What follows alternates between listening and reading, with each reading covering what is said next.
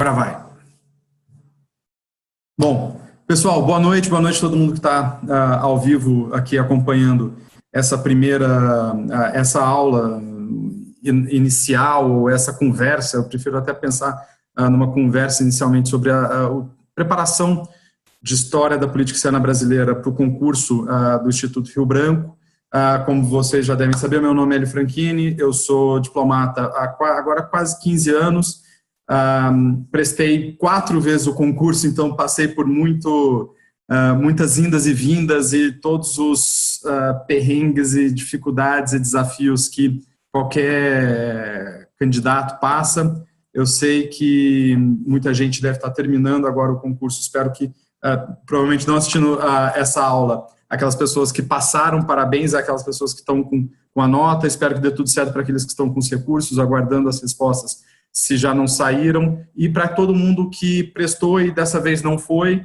Basicamente, esse concurso não existe mais, era assim que eu pensava. O último dia do concurso, o dia seguinte, é o primeiro dia de preparação para o próximo concurso. Nunca pensar no que passou, a não ser lembrar de olhar as provas para ter algum tipo de inspiração, mas nada mais do que isso. Eu passei no concurso, segundo concurso de 2003, que nós tomamos posse em fevereiro de 2004.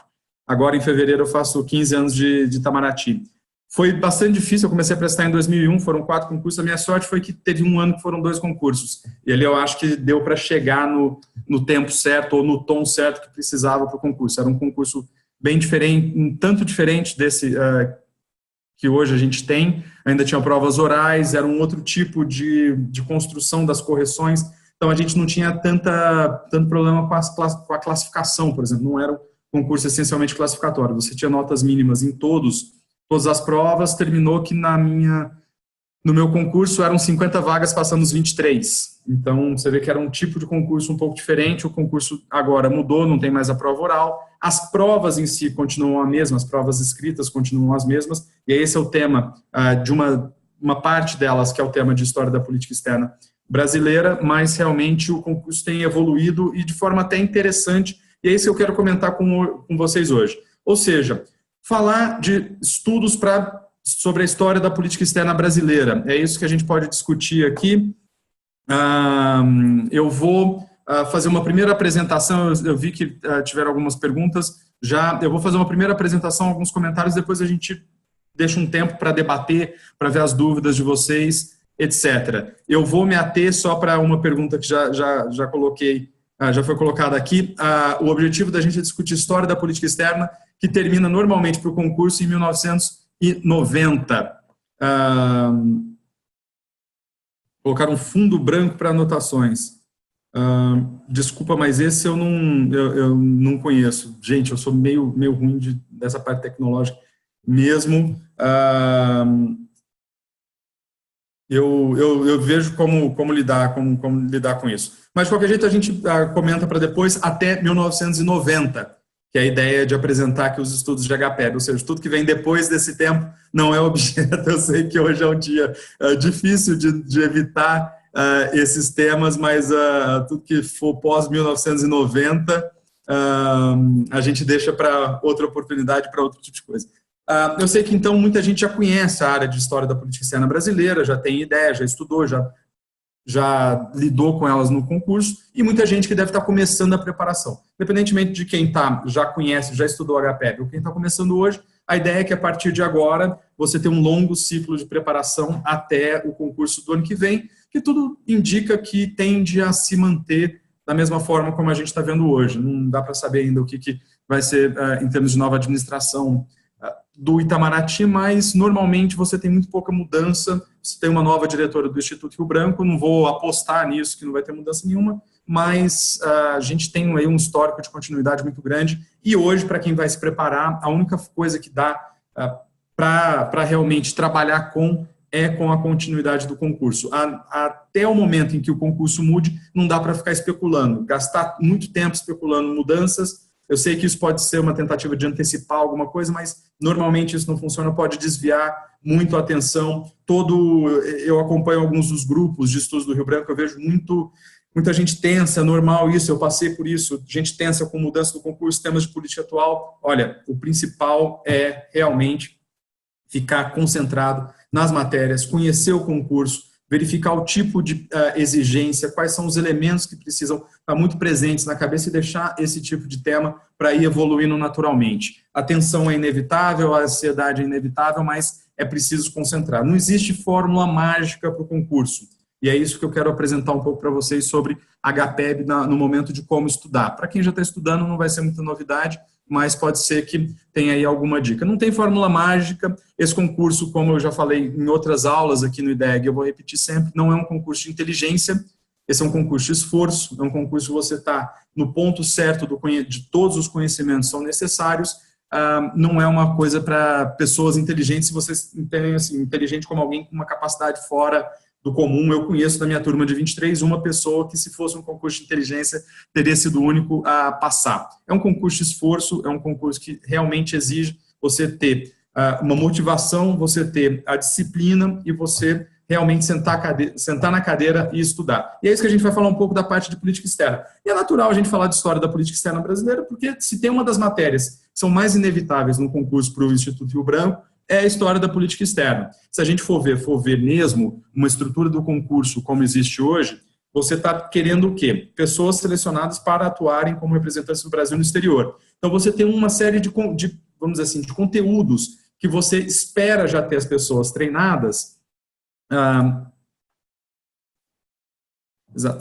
que você espera ter as pessoas treinadas ou com uma base, para elas o quê? Terem conhecimentos da área, conhecimentos de base e capacidades instrumentais. É quase que dá para ver o concurso com uma certa unidade, assim, uma certa lógica. Por quê? O foco, quer queira, quer não, do concurso de seleção para o Instituto Rio Branco é a política internacional. Você não tem como evitar, você precisa ter elementos de conhecimento da política internacional, porque você não tem como ensinar tudo. Ou seria, talvez, da perspectiva até do contribuinte brasileiro, que já quer gente que comece a receber seus salários pagos pelos impostos do povo brasileiro, tenha capacidade de atuar de forma muito eficiente, de forma rápida. Então, você tem que já ter uma base de política internacional muito boa para tentar compreender o mundo, as relações do Brasil, etc.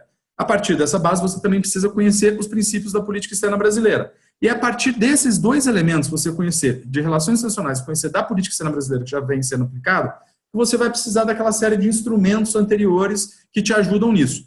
Quais são eles? As ferramentas fundamentais de um diplomata são o tempo e o espaço, a história e a geografia, não tem como a gente evitar os dois. E, particularmente, você saber quais são os elementos que foram necessários para a construção da nossa política externa atual, todas as ideias e tipos de testes e evoluções e posições foram sendo construídas ao longo do tempo. Você precisa disso, você precisa conhecer como foi construído o Estado e sociedade brasileiros, você precisa conhecer a estrutura do Brasil, sua posição no mundo, a geografia, e você precisa ter alguns outros instrumentos capazes de operar essa função política, que é muito o direito, muito a economia e aqueles instrumentos mais básicos que são as línguas, saber escrever bem, saber se expressar, conhecer fundamentalmente o inglês. Eu sei que o francês e o espanhol cada vez mais estão sendo exigidos, mas hoje o inglês é uma base, você não tem tempo de treinar um diplomata no momento que você sai do Instituto Rio Branco. Esse que é o caso, que é sempre bom lembrar na questão do inglês. Por que essa exigência do inglês?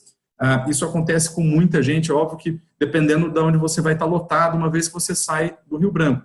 Mas pode acontecer muito bem de na primeira semana de você saindo do Rio Branco lotado numa divisão, você ser mandado para uma reunião internacional em que você vai se expressar como representante, como delegado brasileiro, e vai ter que falar e se desempenhar em inglês completamente. Então, realmente são tipos de... eu estou com um probleminha aqui, gente, eu não sei o que está acontecendo aqui. Vocês veem esse dispositivo completamente protegido aqui? Apareceu um aviso aqui estranho e ele não está me deixando fechar, mas tudo bem, vai ficar com isso daqui pelo computador, são coisas que acontecem. Vocês estão vendo isso? Sumiu. Na verdade, é uma tentativa, ver a história e a geografia e os demais, é uma tentativa de você dar um sentido lá, ou seja, eu preciso conhecer o mundo, conhecer como o Brasil se posiciona no mundo, e para isso eu preciso, então, ter uma noção de todos os elementos circundantes disso. Eu preciso do tempo e do espaço, ou seja, para conhecer o mundo hoje, eu preciso da história dele, eu preciso entender o espaço dele, particularmente no caso da política externa brasileira, eu preciso conhecer todos os elementos que, junto com a construção do Brasil, foram colocados como estratégia de relacionamento do Brasil com o resto do mundo.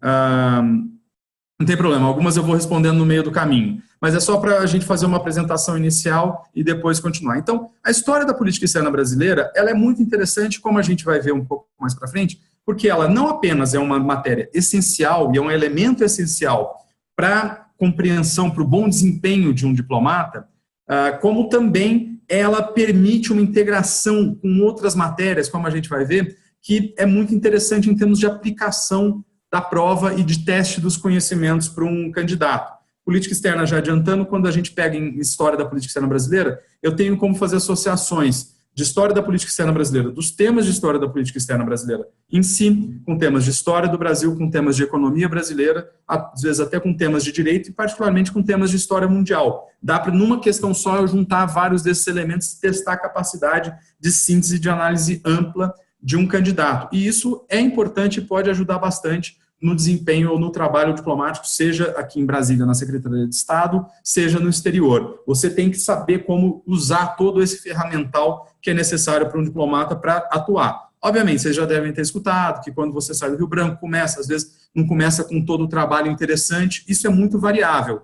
Eu tive 9 meses, por exemplo, de lotação, que não era o trabalho mais interessante do mundo, e em 9 meses eu mudei para realmente algo que, uma unidade que era Coordenação Geral de Combate a Ilícitos Transnacionais, a gente lidava com os temas de combate a terrorismo, tráfico de drogas, tráfico de armas, etc., que era linha de frente total e com concepção de política externa, desenvolvimento de discurso, etc. Então, é importante a gente ter uma conta do passado para conhecer bem as necessidades ou refletir sobre os rumos da política externa. Como dizia, se eu não me engano, era o Churchill que dizia para você, quanto mais você olha para o passado, mais você tem capacidade de vislumbrar o futuro. E é necessário isso, particularmente em tempos como o atual, a gente saber como foi desenvolvida várias das posições, inclusive hoje, atuais, de política externa brasileira, de relacionamento com países específicos ou regiões específicas do mundo, regiões sensíveis, por exemplo.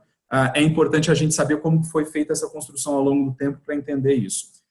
Vamos começar pensando um pouquinho, assim, começar pela prática. Ao invés da gente já começar falando de história da política externa, como estudar, vamos ver o que é o tipo de exigência, o que caiu esse ano, quais foram os elementos desse ano.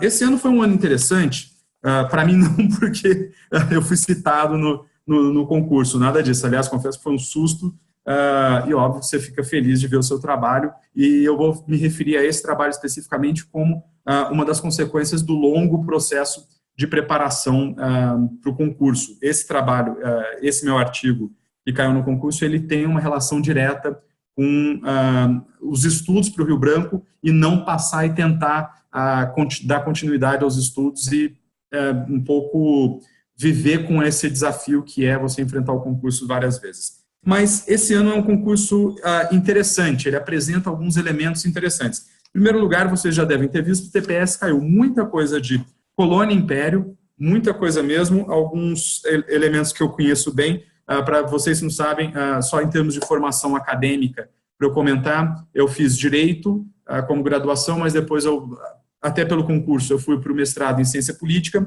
aí estudando História da Política Externa Brasileira, exatamente a Conferência de Punta del Este de 62, e fiz meu doutorado em História sobre a independência do Brasil e a relação com o conflito político e com as operações militares. A minha tese, isso eu pretendo apresentar em aulas, e ela vai se tornar um livro em breve, a capa já foi escolhida, então em março ele sai. Eu encontrei um eco um pouco dela numa das questões do TPS, que é a questão 50, número 4, que fala: a historiografia recente mostra que a tese da independência do Brasil como movimento pacífico não se sustenta. Embates armados que duraram meses ocorreram em regiões da Bahia, do Piauí, do Maranhão, do Pará e da Cisplatina. A fragilidade do projeto de independência vencedor em 1822 ficou demonstrada pelos conflitos no período regencial. Eu não tenho como discordar disso, eu concordo absolutamente com isso, porque exatamente essa é a tese apresentada e que deve virar livro. Mas foi interessante porque caíram alguns elementos de de Colônia, inclusive. Um dado muito peculiar que teve esse ano foi que perguntas do TPS viraram perguntas depois na prova escrita. Nós temos 2 casos também nessa questão 50, o número 1, que foi a transferência da corte portuguesa para o Brasil, e depois o tema que aparece logo depois, na questão 51, ou peraí, na 50, que deixa eu ver se eu acho aqui, que é o tema da Guerra da Cisplatina, que também já estava um pouco aparecendo, não sei se eu só mencionei a Cisplatina exatamente na questão 4. E também na questão 51.2, a política exterior adotada pelo Império no primeiro reinado recebeu duras críticas da Câmara dos Deputados. A condução da Guerra da Cisplatina, o envolvimento com as questões da sucessão portuguesa e os termos dos tratados de amizade foram retratados na tribuna como fruto do governo pessoal e centralizador de Dom Pedro I. Logo depois, essas questões se desdobraram em 4 questões de história do Brasil, 2 das quais são fundamentalmente história de HPEB e uma das quais também envolve HPEB. Ou seja, a questão 1 diz respeito à ação integralista brasileira. Ele realmente, nesse caso aqui, a gente não tem muito de HPEB. Eu estou passando só a prova, vou comentar as provas anteriores, depois a gente volta para a história da HPEB em si e dali para o estudo. Ok, pessoal? Nas questões desse ano da prova objetivo, o que a gente teve? A gente teve Guerra da Cisplatina, o que foi uma questão muito interessante, porque fazia muito tempo que isso não apareceu, ou, se eu não me engano, nunca apareceu, e foi interessante ver esse tema da Guerra da Cisplatina, porque ele tem um sentido de continuidade, como eu vou mostrar daqui um pouquinho para vocês, curso em termos de história da política externa, que marca basicamente toda a história da política externa portuguesa, que serve de herança para o Brasil até 1822, e praticamente a política externa do Império inteiro. Então, cai sobre Cisplatina as questões de fronteira, exatamente esse é um dos temas centrais, a guerra em si, o desfecho, que era para tratar exatamente do Acordo de Paz de 1828 e a criação, o estabelecimento do Estado do Uruguai, e um pouco de história do Brasil interno com a questão dos desdobramentos da guerra. Caiu exatamente uma questão relacionada com o artigo que eu publiquei em 2005, que é o resultado da minha dissertação de mestrado, que é a questão da Conferência de Punta del Este de 1962, que suspendeu Cuba da OEA, não expulsou Cuba da OEA, suspendeu Cuba da OEA. É uma questão interessante, como eu disse, porque ela envolve história mundial, história da América Latina, história do Brasil em si e HPEB nesse mesmo contexto. Então, ao perguntar da questão cubana e América no contexto da Guerra Fria, os desafios da questão cubana para a política externa independente e o posicionamento brasileiro frente à proposta de suspensão de Cuba da OEA, você tinha realmente a possibilidade de agregar numa mesma resposta o tema da Guerra Fria, o tema da história da América Latina, um pouco de tema de questões internas que dividiam e a polarização que a gente tinha no momento, tudo isso juntado como uma estratégia de política externa que era a PEI. Então foi muito interessante, é um tipo de pergunta que eu acho que tem uma tendência a continuar crescendo ou continuar aparecendo. E a última questão era realmente sobre a transferência da corte, que já tinha caído no TPS, e falava do processo, o primeiro elemento era mais com relação à história da política externa, que eram as questões diplomáticas do período da transferência da corte, basicamente as relações com o Reino Unido, com a França e todo o contexto dessa transferência. Então nós temos uma questão de política externa independente, uma questão sobre a colônia e uma questão sobre o Império da Guerra da Cisplatina. Está muito bem distribuído. Esse ano teve alguma alteração, algum elemento diferente dos anos anteriores? A gente tem visto que, desde o ano passado, que foi uma outra banca, tem tido, sim, uma evolução interessante. Sempre caíram temas, não básicos, mas os temas tradicionais de HPEB, por exemplo, nas provas escritas. Em 2016, pedia para uma resposta, em termos sintéticos, para tratar da política externa da Primeira República, o tema da aliança não escrita com os Estados Unidos, que é o livro do Bradford Burns, a sistemática da solução de questões de fronteiras, os primeiros lances da diplomacia multilateral, versão regional global, do ABC, participação do Brasil em Haia, basicamente voltado à política externa do Barão do Rio Branco aqui, com alguns elementos um pouquinho antes. Também houve pergunta em 2016 sobre a missão do Barão Duarte da Ponte Ribeiro, que era basicamente o fronteiro-mor, né, o negociador-mor das fronteiras durante o Império, é quem traz da Bolívia, que a ideia do Hugo Possidetes, na verdade o Barão da Ponte Verde não cria, ele escuta do presidente da Bolívia a ideia do Hugo Possidetes, traz, ele não prevalece por um tempo na política externa brasileira, até o Visconde do Uruguai adotá-lo em 1850. 2015, passando rapidamente aqui, 2015, nós temos uma pergunta relativa à Guerra do Paraguai, sobre o Tratado da Tríplice Aliança, pedindo para a gente expor o problema das críticas feitas ao tratado, a atuação da diplomacia do Império em apoio ao esforço militar aliado e os objetivos da atuação de José Maria da Silva Paranhos no Paraguai no período 1869-1870. Aqui era uma questão muito mais específica, um pouco diferente do que a gente está vendo hoje. Em 2015 também caiu uma pergunta sobre participação do Brasil na Segunda Guerra Mundial, ou seja, a participação militar e implicações dessa participação para a política externa brasileira no contexto imediato do pós-guerra. Pergunta interessante. 2014, você tem o quê? Segundo reinado, a abertura dos rios, a questão da navegação no Paraná e no Amazonas, a diferença que o Brasil tinha ao longo. Caiu o Rio Branco de novo. Rio Branco é uma constante nos concursos. Caiu uma pergunta, um tema muito específico, que é interessante, que era disserte sobre a missão ABINC, que é uma das missões econômicas pós-1945 relativas à cooperação Brasil-Estados Unidos e aquela expectativa brasileira de ter outros ganhos. A gente tem que considerar se essa expectativa ela era realista ou não. 2013, eu vou parar em 2012 para a gente não alongar muito. 2013, nós temos relações Inglaterra-Brasil entre 1808 e 1831. Política econômica de defesa das exportações. Petrobras, completando em 2013 60 anos de sua criação, comente sua evolução histórica na formação do cenário brasileiro dos anos 70 e na política externa nacional desse período. 2012, caiu independência, política externa que emergiu em 1822, as heranças, pedia para falar das raízes coloniais, das articulações internas e externas da independência e o reconhecimento da independência.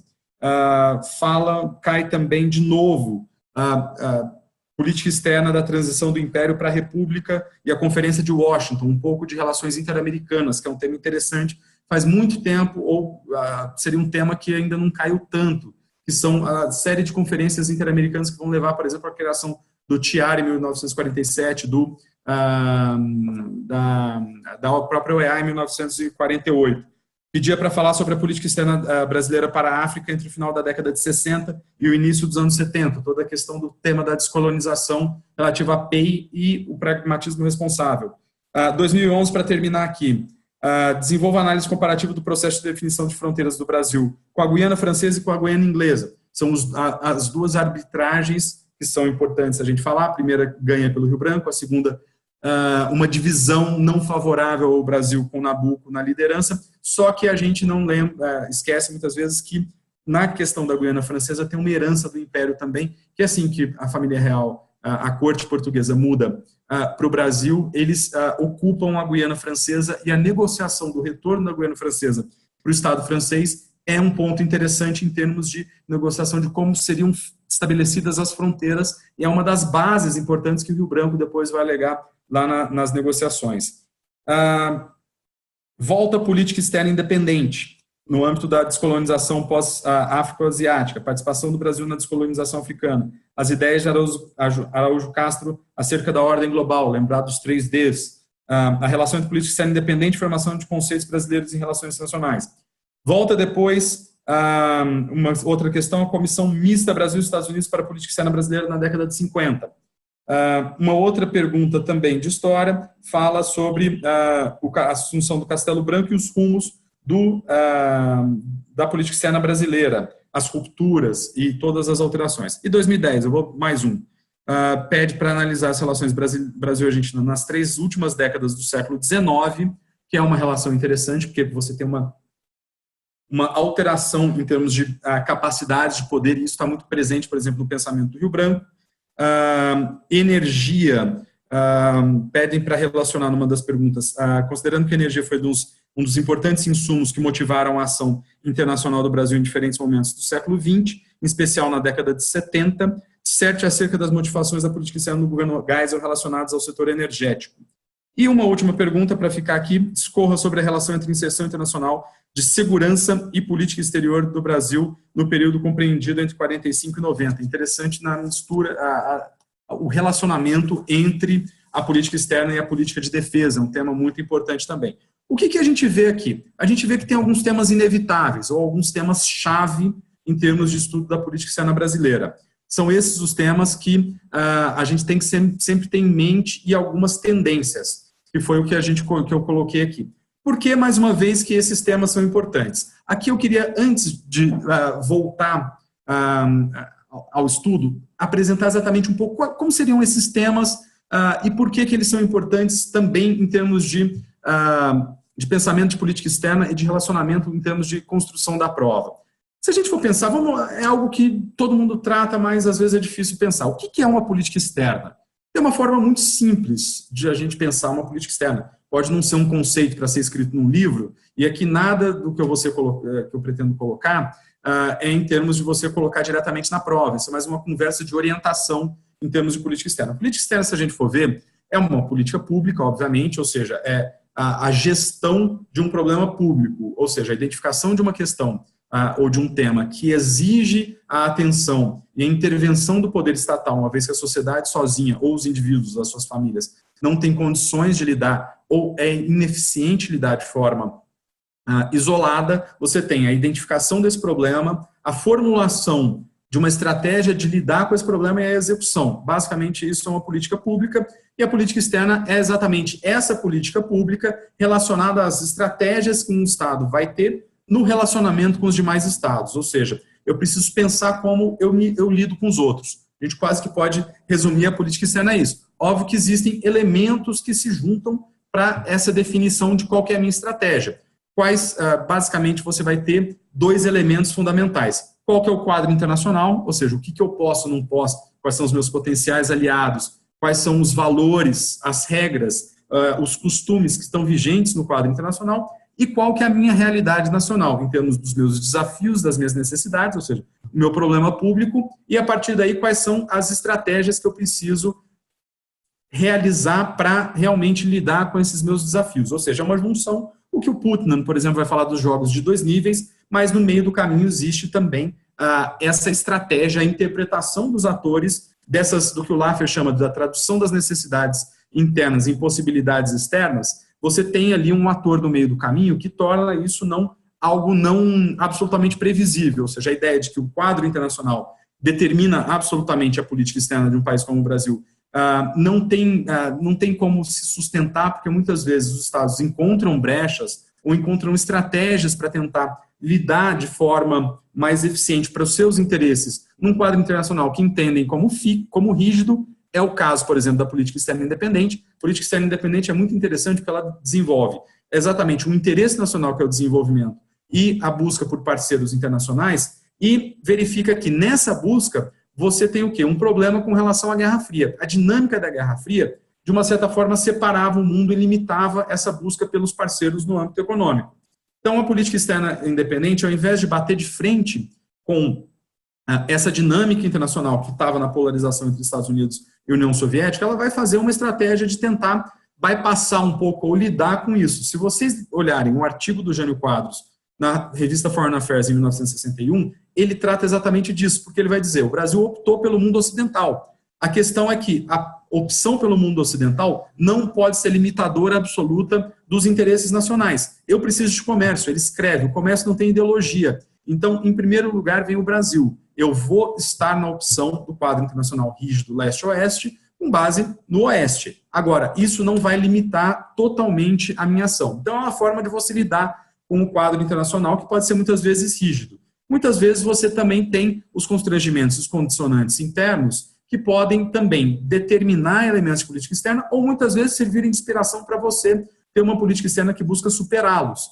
Todo o problema da imagem do Brasil e a realidade da política brasileira e a imagem que o Barão, por exemplo, buscava projetar em termos de prestígio internacional e tentar buscar no prestígio internacional influenciar o quadro interno, você vê no Barão e você vê no tema de direitos humanos ali nos anos 70, 80, ou seja, você buscar as pressões internacionais como um mecanismo de você avançar em temas de política interna. Então, você tem efetivamente o quadro do sistema internacional, para a gente usar uma palavra, um termo mais conhecido, e a política interna, ou seja, a história mundial, para pensar em termos de estudo para o concurso, e a história do Brasil. Não necessariamente esses dois condicionantes vão determinar um quadro absolutamente inflexível de ação da política externa. E aí que entra a concepção do ator de política externa, tentando juntar os dois, ou lidar com os dois, ou tendo uma estratégia para tratar desses dois âmbitos e buscar os interesses que são definidos pelo poder público, os interesses nacionais,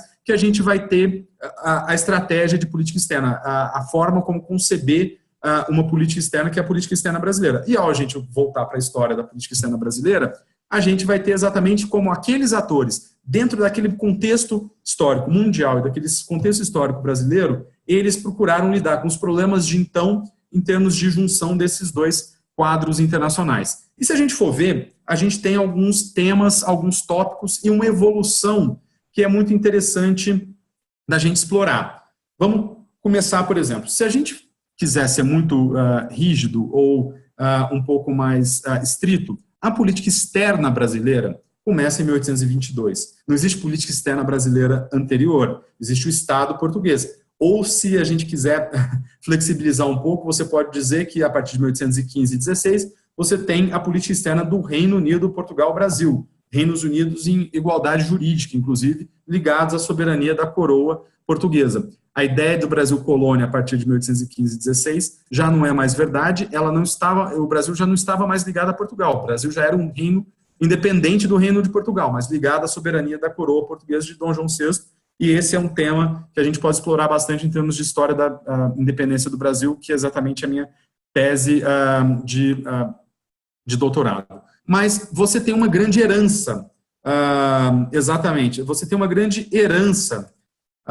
Brasil Colônia é um anacronismo efetivo. Você tem territórios do Reino Português, ou do Império Português, da coroa portuguesa.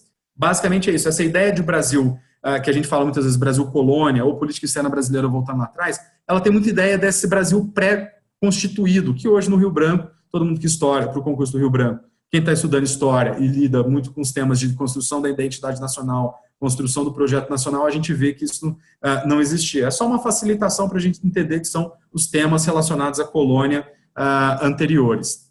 Mas a gente tem, em termos de história da política externa brasileira, uma herança portuguesa fundamental. E é essa herança portuguesa que, na verdade, vai ter uma continuidade muito grande já como história da política externa brasileira. Se a gente quiser pegar uma forma de ler, um mapa, isso daqui não é uma teoria para ser colocado na prova, gente, mas um mapa, de 1500, do Reino de Portugal, administrando esse território, até o Reino Unido, e a partir daí o Brasil, até basicamente o Rio Branco, a gente vai ter quase que poucos temas, e a gente poderia caracterizar a política externa desse período quase que todo como uma política externa essencialmente regional. Uma política externa essencialmente regional relacionada ao quê?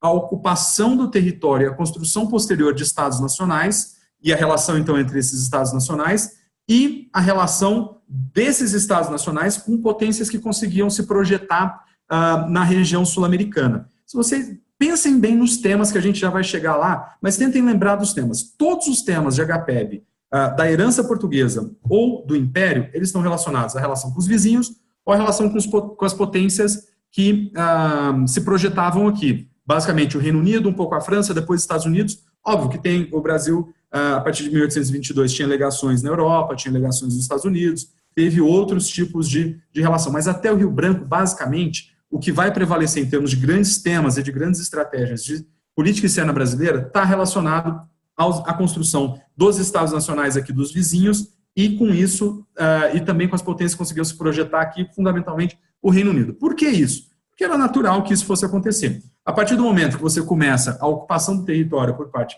dos portugueses e espanhóis, você começa a ter o quê? A disputa pelos territórios e a necessidade de você achar um modus vivendi, de você negociar essa ocupação. Essa ocupação não foi feita necessariamente de forma acordada, como vocês sabem, e aí é interessante o livro do Sinésio sobre os bandeirantes, navegantes, bandeirantes e diplomatas, porque ele trabalha bastante esse tema da ocupação, mas é a ocupação e a forma como você vai ocupando o território que vai determinar muito as relações entre Portugal e Espanha, pelo menos aqui esse lado das relações entre Portugal e Espanha, e que vai ser a base para o que a gente vai ter depois. Vai ser a base por quê? Aonde, basicamente, você tinha um território muito amplo e com pouca possibilidade de contato, você vai ter uma ocupação meio que vai sendo feita quase que de forma pacífica, e depois ela vai se traduzir fundamentalmente em negociações de fronteira apenas negociações relacionadas a onde você vai definir a fronteira na divisão daqueles territórios dos novos estados. Na área sul, você tinha um ponto de contato, ou seja, da Bolívia até o Prata, até o oceano, a gente vai observar o quê? Que ali você tinha ponto de contato entre as civilizações, ali virou um território disputado pelas características geográficas exatamente do território. E é ali que você vai começar a ter exatamente todo o problema de relacionamento entre Portugal e Espanha, que vão disputar território, vão entrar em guerras locais ali pelas disputas de território, e são exatamente essas disputas que vão ser o foco central do quê?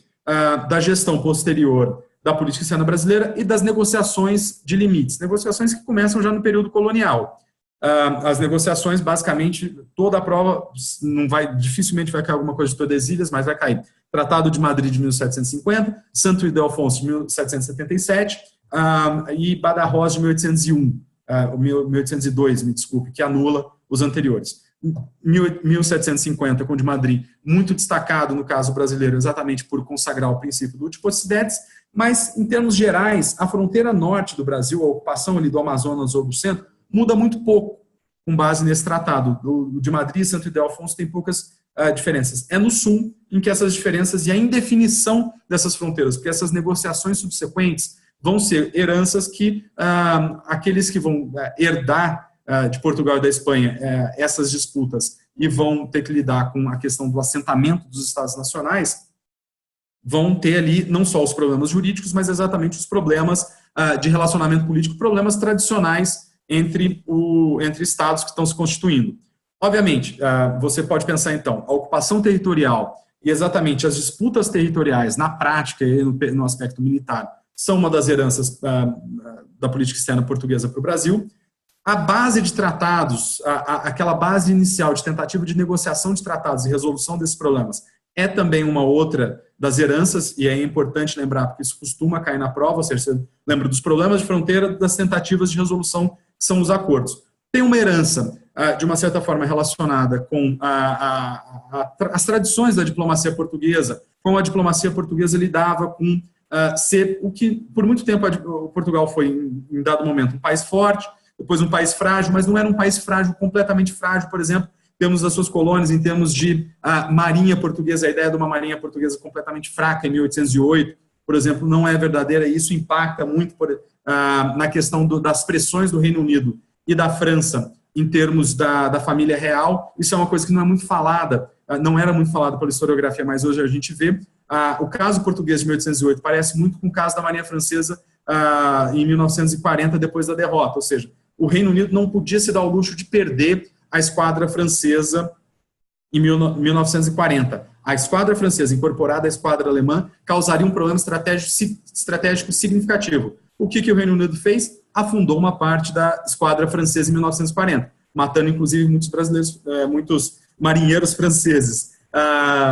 Em 1808 era algo muito parecido. A marinha portuguesa não podia cair nas mãos dos franceses. Isso era um desafio estratégico para eles, então esse foi um elemento que eles precisaram tratar, e aí, entre as disputas, houve uma opção brasileira por mudar para as cortes, algo que já tinha planos anteriores, não foi feito, ainda que aquele momento de execução possa ter sido um pouco bagunçado. Os planos anteriores já existiam, e é interessante pensar que outros países também tinham esse plano. Houve cogitações de transferir a coroa, o rei e a família real britânica, quando da batalha da Inglaterra, para o Canadá ou para alguma das colônias. Isso foi cogitado. Então, a gente tem aquela irreverência de tratar como coisa ruim, fugiram os portugueses como se tivesse sido ruim, mas eram estratégias que sempre tiveram um pouco presentes aí e que foram executadas. E com isso, não só você tem a tradição da história da diplomacia portuguesa, de lidar com, vamos dizer assim, aí já para usar uma expressão dos anos 1980 da história da política externa brasileira,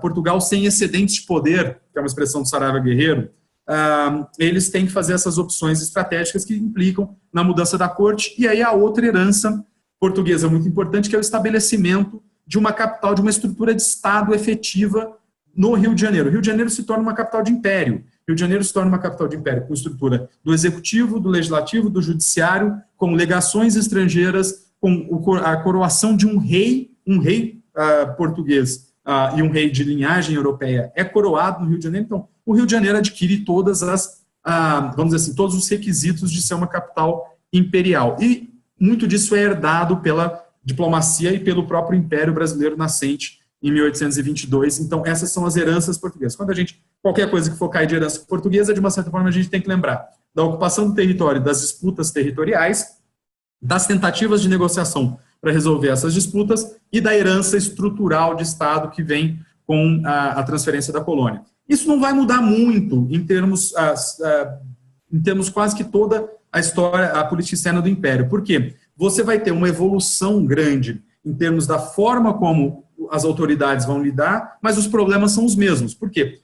O tema do prata, basicamente, da Bolívia para baixo, como eu disse, ele vai continuar, ele vai ser resolvido só lá na Guerra do Paraguai. Em 1870 a gente tem efetivamente estabelecimento, e a gente pode dizer que ele vai ser o quê? Agravado. Agravado como? O que era uma disputa territorial entre dois impérios vai se tornar, além de uma disputa territorial, um problema de embate entre os projetos de nações que estavam sendo construídas. A gente pensa muito na construção da nação brasileira, mas a gente esquece da construção das nações vizinhas, que tinham projetos maiores. O mais conhecido, obviamente, é o projeto de Buenos Aires, que era um pouco a recuperação daquele formato do vice-reino da Prata. Ele encontrou resistências não apenas no Brasil, mas também no que depois se tornou Uruguai e no Paraguai, obviamente, mas o projeto existia. E esses projetos nacionais, vários deles, particularmente entre o Brasil e a Argentina, mas também depois o que foi o desenvolvimento aos poucos da nação uruguaia, da nação paraguaia, da nação boliviana, e a gente pode até colocar depois dos demais países do norte, são a chave para a gente entender como a gente vai ter os problemas posteriores. E é esse assentamento entre esses estados nacionais, e com isso se assentando, se encaixando dentro do mapa da América do Sul, que a gente vai ter os principais problemas. A resolução, basicamente, do quadro estratégico do Prata, ela vai estar presente na colônia, ela vai estar presente com a corte no Brasil, com uma primeira ocupação da Cisplatina em 1811, e depois com a ocupação permanente em 1816, inclusive com a incorporação da Cisplatina ao Reino Português, ao Reino Unido, e posteriormente ao Império do Brasil. Exatamente essa disputa leva à Guerra da Cisplatina, 1825-1828, que tem esse nome, mas vários autores já não relacionam apenas a disputa daquele território que era a província da Cisplatina, mas exatamente o que eu digo de um projeto maior entre os dois estados. Já fica muito claro para alguns historiadores militares que o objetivo, por exemplo, das Províncias Unidas do Prata não era só chegar ao que depois se tornou Uruguai, mas também recuperar uma parte do que eles consideravam essencial do que hoje é o território nacional. Ou seja, esses estados em formação estão disputando. Essa disputa e esses estados em formação vai continuar. Você tem os projetos do Rosas, aí já com o Uruguai, estabelecido exatamente como para lidar com um pedaço dessa fronteira. Não tem como ser lidado por muito tempo com essa área da fronteira, porque você tem uma estabilidade interna no Uruguai que reverbera na continuidade dos projetos, ou de reincorporação do Uruguai nas Províncias Unidas, e do lado do Brasil, se não dá para o Uruguai ser província, que se mantém independente. Aos poucos vão se desenvolver exatamente essas instâncias de base da política externa brasileira, manter o Uruguai, o Paraguai e a Bolívia independentes e evitar a construção de um grande Estado daquele lado. Enquanto isso, o Rosas, por exemplo, nos anos 30 e 40, vai ter exatamente o projeto de tentar ampliar e consolidar o poder de Buenos Aires. Passa o Dom Pedro, na regência você tem uma situação ainda mais aguda nesse caso, todo mundo trata a regência como um momento de não política externa, mas você tem elementos de política externa muito interessantes, particularmente ali o problema exatamente desse assentamento entre os estados, relacionado exatamente à farroupilha, que era um pouco a correia de transmissão entre os problemas internos do Brasil e a fragilidade institucional do Brasil, que a gente vê mencionado até no TPS, naquela questão que eu falei, muito parecido com a minha tese, que fala a fragilidade do projeto de independência vencedor em 1822, ficou demonstrado pelos conflitos no período regencial. A Farroupilha, ela transmitia o que eram os problemas de construção do Estado brasileiro com os problemas de política externa dos assentamentos dos dois Estados. E é isso que vai continuar. As estratégias de política externa vão estar muito voltadas exatamente a essa relação no Prata. Você vai ter, tanto os mesmos atores que estão construindo o Estado Nacional Brasileiro e preocupados com a solidificação do Estado Nacional Brasileiro, como o Visconde do Uruguai, que era, nos anos 40, primeira-ministra da Justiça, depois se torna ministro das Relações Exteriores, e vão evoluindo as estratégias. Se a gente pudesse resumir uma primeira estratégia defensiva, ou seja, você sabe que o problema existe, mas você evita, você espera ele chegar em você, e na sequência, já com uma alteração em termos de história, de estrutura estatal brasileira, e aqui a gente volta para a história do Brasil, dando mais capacidade de atuação no plano internacional, e aí é o segundo momento Uruguai, de 1849 a 53, em que a gente passa por uma política externa proativa em que ela vai articular a ação externa diplomática com a ação militar para tentar resolver esses problemas de fronteira da disputa estratégica do Prata. É aí que a gente tem as duas intervenções contra o Oribe e contra o Rosas, que vão continuar reverberando em termos de instabilidade até basicamente a Guerra do Paraguai, que diz respeito ao surgimento de um outro Estado ali, que o Brasil ajudou e tinha um interesse significativo em manter independente. O Brasil apoia muito o Paraguai, você tem já a missão Pimenta Bueno, em 1843, para o reconhecimento da independência, essa tentativa, mas depois o novo governante, Solano Lopes, se volta contra o Brasil, tentando entrar naquele xadrez estratégico do Prata, e a gente vai ter a Guerra do Paraguai. Com a Guerra do Paraguai, finalmente você tem basicamente o estabelecimento desse assentamento. Algumas disputas fronteiriças vão continuar, mas a grande disputa estratégica, o grande xadrez estratégico territorial, ele meio que se assenta. Paralelamente a isso, a gente tem o quê? Todas as demais negociações de fronteira. Algumas que vão ter alguns aspectos de disputa de poder. A gente vê no Rio Branco, por exemplo, a relação com o Peru, ela era tensa, ela teve aspectos militares que são pouco valorizados. No caso da Bolívia, um primeiro acordo em 1867 estabelecia a fronteira com o Acre fora do Brasil, depois você tem todo o problema da ocupação, inclusive depois com a utilização de forças armadas brasileiras e a compra do Acre. O primeiro dos grandes acordos, exatamente inspirados pelo barão Duarte da Ponte Ribeiro, é de 1851 com o Peru, que supostamente começaria essa boa série, mas o Peru começa e termina em 1909 só a efetiva definição dessa fronteira. No norte você vai ter questões de fronteira que às vezes vão ter consequências políticas, mas mais simples do que a grande disputa estratégica no sul, no Prata. Se a gente for ver, a gente vai continuar pensando nisso. Negociações de fronteira, disputas estratégicas no Prata. A disputa com a Argentina vai continuar ao longo do século XX inteiro e vai continuar pautando a política externa brasileira praticamente até 1980. Ou a gente poderia até dizer que depois, mas com um novo tipo de relacionamento. Mas você vai tendo ali um assentamento e uma mudança da natureza dessas disputas. E todas as negociações territoriais. Peguem o Império, então, fundamentalmente você vai ter América do Sul, negociações de fronteira e disputas de assentamentos dos estados, basicamente na região do Prata, com a sequência de Cisplatina, ocupação brasileira e incorporação, Guerra da Cisplatina, o problema da Farroupilha sendo a linha de transmissão entre esses dois problemas, as intervenções contra o Uribe e o Rosas, toda a diplomacia que você vai ter nos anos 1850 e início dos anos 1860, Guerra do Paraguai. Ali você assenta a disputa estratégica, ela vai continuar com outra natureza, que vai ser a rivalidade Brasil-Argentina ao longo do século XX, mas a partir dali você tem a conclusão dessas negociações de fronteira que fecha com o Rio Branco. Fora esses elementos, gente, obviamente eu estou correndo bastante aqui, daria para pormenorizar cada um desses elementos, e esse é o objetivo de um curso de História da Política Externa Brasileira. Mas, salvo isso, o que a gente tem? Basicamente, além disso, você tem a questão das potências que se projetam aqui. O Reino Unido é o elemento central dessa política externa, ou seja, você lidar, praticamente todo o Império Brasileiro é definido até o Império. Fundamentalmente, sim. O que talvez a gente possa começar a verificar hoje, em termos de nova historiografia, é que não necessariamente as fronteiras brasileiras foram definidas de forma pacífica. Elas, na verdade, têm muito mais um equilíbrio entre a ação militar e uma boa negociação diplomática, que hoje que a gente tem lidado muito mais com os temas de defesa, seja talvez uma visão mais correta. Se vocês forem pegar,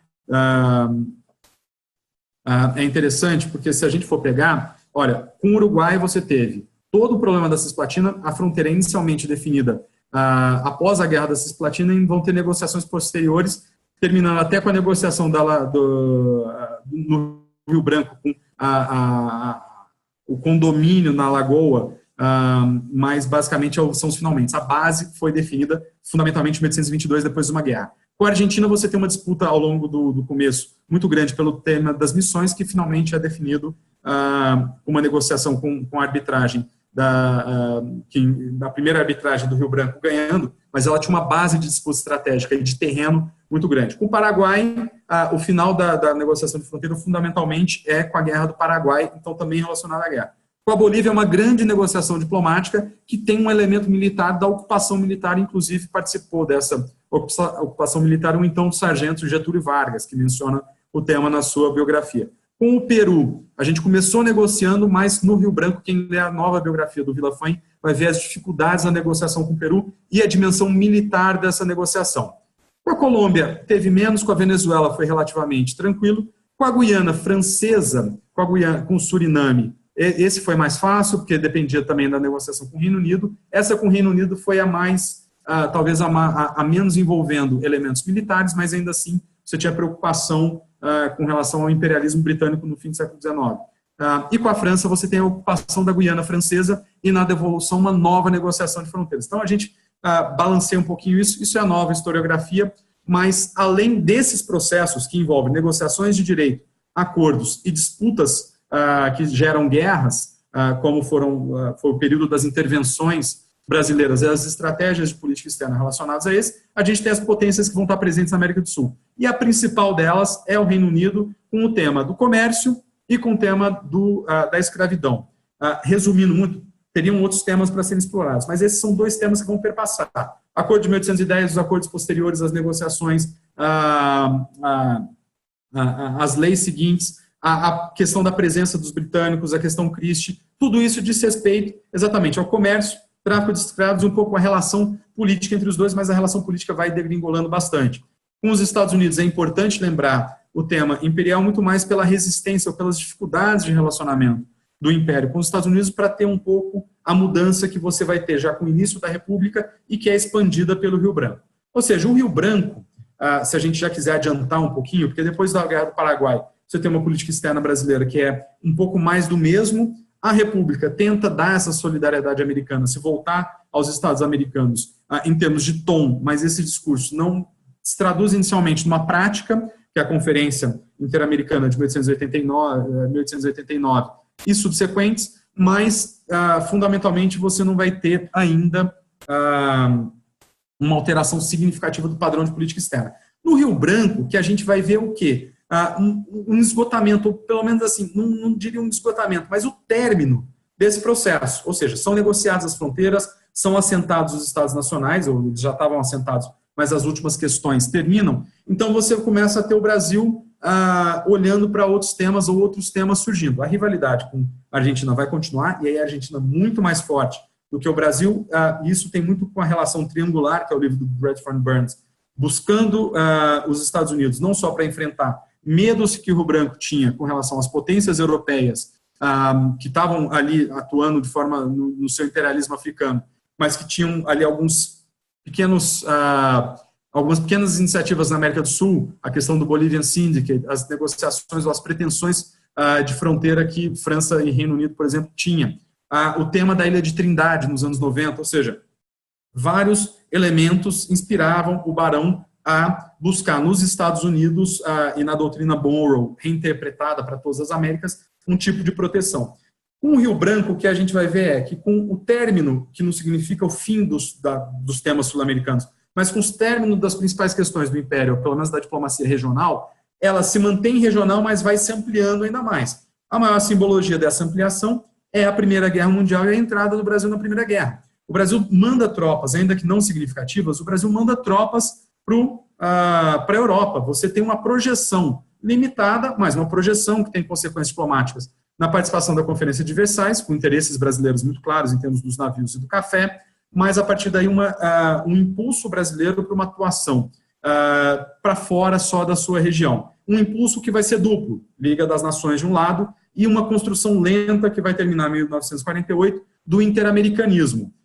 Tudo isso o Rio Branco fazendo uma nova articulação. A gente fala, então, de uma internacionalização progressiva da política externa brasileira que vai expandindo os seus horizontes, os seus temas. Essa expansão, ela vai ter um primeiro momento, que é uma expansão um pouco com continuidade de temas políticos, a busca de prestígio, lidar com a Argentina, que vai tendo um caminho interamericano, que são as reuniões interamericanas, e o caminho da Liga das Nações, até os anos 30. Não de forma planejada, etc., mas nos anos 30, essa internacionalização vai ganhar um novo tema, ou um novo norte, e o norte principal, que é a base da gente entender a política externa brasileira a partir de então, que é o tema do desenvolvimento nacional, muito relacionado com as crises econômicas dos anos 30, aí a história econômica brasileira, vocês estudam para a economia, trazido de volta para cá. Essa expansão internacional brasileira vai se relacionar a partir de então muito com o tema do desenvolvimento. Aí a gente tem a diplomacia pendular, que o Gelson Moura fala, que ainda é prevalecente em termos de concurso, essa interpretação. Você vai ter a relação nova do Brasil com os Estados Unidos, ou a consolidação e um novo tipo de relacionamento, a busca pela industrialização, a indústria de base, fundamentalmente, e pelo rearmamento. Um relacionamento interamericano muito interessante, que é uma continuidade do Barão. Isso não caiu ainda em provas do Rio Branco, que é a gente pensar que são os Estados Unidos que forçam muito um apoio, por exemplo, brasileiro, uma opção brasileira pelos Estados Unidos, ou a ideia de que o Brasil estaria entre optar pela Alemanha ou pelos Estados Unidos ali na Segunda Guerra Mundial. Mas o Brasil participava ativamente, inclusive proativamente, das conferências interamericanas de 36 em Buenos Aires, de 38 em Lima e de 40 no Panamá. São essas conferências que vão consagrar o princípio da segurança coletiva. Um ataque contra um país americano é considerado um ataque contra todos os países americanos. Ou seja, a gente fala de pêndulo em 1940, como interpreta o Gelson Moura, talvez não seja correto se a gente liga com o tema das relações interamericanas, em que o Brasil era patrocinador ativo, era o principal aliado, com interesses particulares na promoção dessa segurança coletiva, com um México muito distante dos Estados Unidos e uma Argentina muito resistente. É até uma das interpretações que, exatamente nesse processo relacionado à Segunda Guerra Mundial, o Brasil sai com muitas vantagens e a Argentina, exatamente por sua neutralidade, paga um preço dessa neutralidade. Mas eu não vou me estender muito aqui. A gente tem essa contínua internacionalização da política externa brasileira. Termina a Segunda Guerra Mundial, você tem novas iniciativas multilaterais, também no plano regional e no plano multilateral. De um lado, o TIAR, o Tratado Interamericano de Assistência Recíproca, que consolida a segurança hemisférica, a construção da OEA, e do outro lado, a construção do multilateralismo via ONU. A política externa brasileira, a partir de então, ela tem o desenvolvimento como norte, a busca pelo desenvolvimento como norte, e ela vai ter que, então, buscar parceiros. E buscar parceiros a partir de visões construídas na relação com esses parceiros. Por isso que a historiografia mais básica para a prova do Rio Branco vai colocar como que vai ser um grande período de decepção do alinhamento automático, ou seja, uma expectativa de que a postura do Brasil na Segunda Guerra seria mantida, a capacidade de extrair vantagens da relação com os Estados Unidos seria mantida a partir de 1945, o que não se comprova. Inclusive, uma opção brasileira a partir de 1949, 50, de vinculação ao tema da Guerra Fria via grupo americano ali, com todas as progressivas resoluções e conferências de ministros das relações exteriores que vão condenar a ameaça comunista dentro do plano interamericano, as tentativas de relações privilegiadas dos Estados Unidos como impulsionadores e patrocinadores do desenvolvimento nacional, lembrando que a única opção anterior que foi cogitada no período Vargas era ou um desenvolvimento autônomo, que era custoso e demorado, e as urgências do momento não permitiam, ou um desenvolvimento associado, buscando parceiros no plano internacional. E nesse contexto você vai ter a série de missões econômicas, comissão econômica, missão ABINC, etc. E essa expansão de temas, essa expansão da internacionalização do Brasil, vai aos poucos ampliando o número de temas que a gente tem que lidar. A gente tem que lidar continuamente com o tema econômico, em termos de balanço de pagamentos, mas a busca do desenvolvimento, a relação do Brasil com a Guerra Fria, com os países vizinhos, ou seja, são eixos temáticos, basicamente, a relação com a América Latina ou com os vizinhos, a relação com grandes potências, a busca pelo desenvolvimento em área econômica. E o plano multilateral são 4 linhas que vão seguindo juntas no plano de internacionalização da política externa brasileira. Nisso a gente tem o Vargas e aí o JK com a Operação Pan-Americana, considerada ali o que eles consideram basicamente a última respiro da tentativa de 4 linhas: relações bilaterais ou relações com a América do Sul, relações com potências, ou seja, a busca de associação com potências para auxílio no desenvolvimento. Sistemas econômicos, que têm relação com essas potências, mas eles podem ser vistos de forma diferente. E o plano multilateral. Isso, na verdade, é só uma forma de é uma ferramenta, um mapa de tentar memorizar. Não é esse o tema, isso não é uma interpretação válida de política externa para a prova, mas é fácil a gente lembrar desses temas e ficar pensando os elementos. Por quê? No momento em que você tem aquela decepção em termos de Estados Unidos, você vai ter que procurar outros parceiros. Obviamente, aí a gente precisa de história mundial, porque ao você pensar em outros parceiros, é um caso que eu acho sempre engraçado de olhar, e isso precisaria ser pesquisado mais, a gente fala, o período Dutra, 46-50, é um período de alinhamento automático com os Estados Unidos, particularmente no tema do desenvolvimento e essa expectativa de receber benefícios. Mas espera aí, havia outra opção? Você já parou para pensar? A América do Sul não tinha o que o Brasil precisava em termos de comércio e acesso a tecnologias para industrialização. A Europa está destruída. A África e a Ásia ainda vão iniciar o processo de recolonização, de descolonização. E a Europa está completamente destruída. Ou seja, você praticamente não tinha outra opção além dos Estados Unidos. Então, a gente falar em alinhamento automático é quase que até difícil, né? Porque qual era a outra opção em termos de grande comércio de você buscar? Óbvio que os Estados Unidos não atenderam às expectativas. Você tem uma evolução na América Latina interessante nos anos 50, que é um processo de alteração fundamental nas estruturas da América do Sul, da América Latina e do Brasil. O Brasil se torna um país urbano, se industrializa aos poucos e esse processo de industrialização está maturando. Então, as exigências, as necessidades vão mudando. Por isso que eu falo, a gente tem que associar as matérias, a gente tem que associar a história econômica brasileira, a evolução geográfica brasileira, a história do Brasil para entender essas evoluções. Não dá para você pensar numa PEI, por exemplo, em 1940, é mais difícil, você não tinha um país industrial, você ainda não tinha um país com uma população urbana consolidada. Todos esses elementos entram num grande complexo que vai inspirar a política externa brasileira. Mas a interpretação corrente a OPA é a última tentativa de chamar a atenção dos Estados Unidos para os problemas da América Latina, que muitas vezes eram problemas nacionais e não relacionados ao comunismo. Você tem confusões do lado norte-americano em termos de nacionalismo latino-americano com ameaças comunistas. Em 54, na Guatemala, com Arbenz, a derrubada do Arbenz. 56, com Paz Extensoro. Na Bolívia, são 2 exemplos de confusão. O Arbenz, exatamente por uma região, por estar ali na região América Central e Caribe dos Estados Unidos, tem um histórico de intervenção direta. Na América do Sul não há um histórico de intervenção direta dos Estados Unidos, e sim de pressões indiretas, que é o caso do Paz Extensor.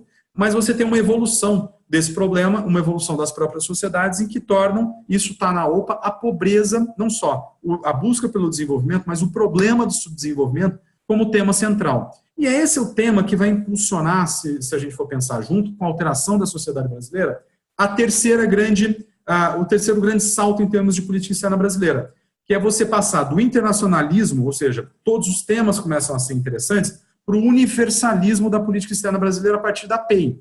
A PEI, ela não é uma ruptura tão grande em termos temáticos com o anterior. O tema da descolonização, por exemplo, é muito colocado que a PEI muda a política brasileira em termos de descolonização. O JK já tinha feito a maior parte dos reconhecimentos dos países que estavam em processo de descolonização. O Brasil, o JK, já vota a favor da descolonização. O grande problema brasileiro nesse momento é a relação com as colônias portuguesas, particularmente derivados do lobby português dentro do Brasil. É muito mais a política interna atuando do que a política externa. E esse problema vai a PEI fazer uma primeira tentativa e vai ser resolvido só no pragmatismo responsável lá na frente. Mas o que é interessante da PEI?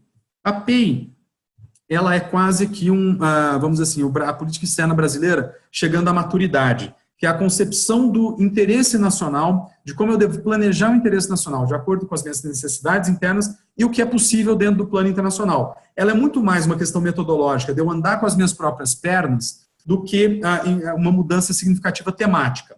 Na questão que caiu esse ano, era interessante explorar a PEI, por quê? Porque a PEI, você tem o seguinte, a Guerra Fria, exatamente como a gente viu o discurso, não interessa ao Brasil.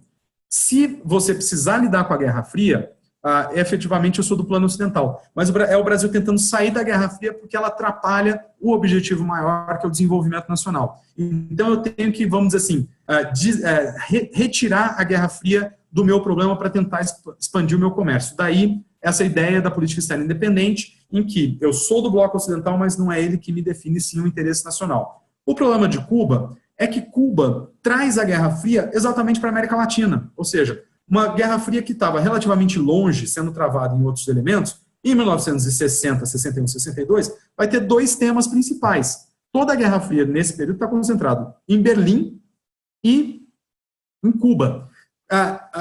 Cuba, particularmente no momento em que o Fidel, no fim de 61, se declara marxista-leninista, Cuba é colocar toda a Guerra Fria dentro da América Latina, e toda a dinâmica da América Latina ser pautada absolutamente pela Guerra Fria. E é isso que não interessava exatamente a política externa brasileira. E daí a gente consegue olhar para a política externa independente na Conferência de Punta del Este de 62, que é o meu artigo, exatamente como tentando neutralizar o problema cubano, para você evitar que a Guerra Fria voltasse a pautar a América Latina, ou que pautasse efetivamente a América Latina, para dar margem de liberdade para o Brasil implementar o seu projeto de política externa, que era você ampliar os horizontes, universalizar a política externa. Daí a atuação do Santiago Dantas exatamente de evitar que Cuba se tornasse um problema muito maior, e que efetivamente se tornou, e aí você tem reverberações do primeiro governo militar do Castelo Branco. Cuba se torna, a tentativa é de você evitar, por exemplo,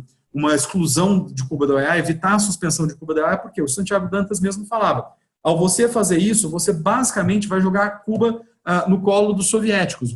Se você isolar ela do continente, você não tem. Tanto que ele propõe o tratado, o conhecido Tratado de Obrigações Negativas, porque efetivamente Cuba estava tentando exportar a revolução, estava interferindo em outros estados. A gente vai criticar a ingerência de um país nos outros estados, você tem que, ao mesmo tempo, criticar os Estados Unidos pela Baía dos Porcos e Cuba pelo que estava fazendo nos outros países em termos de tentativa de exportação da revolução.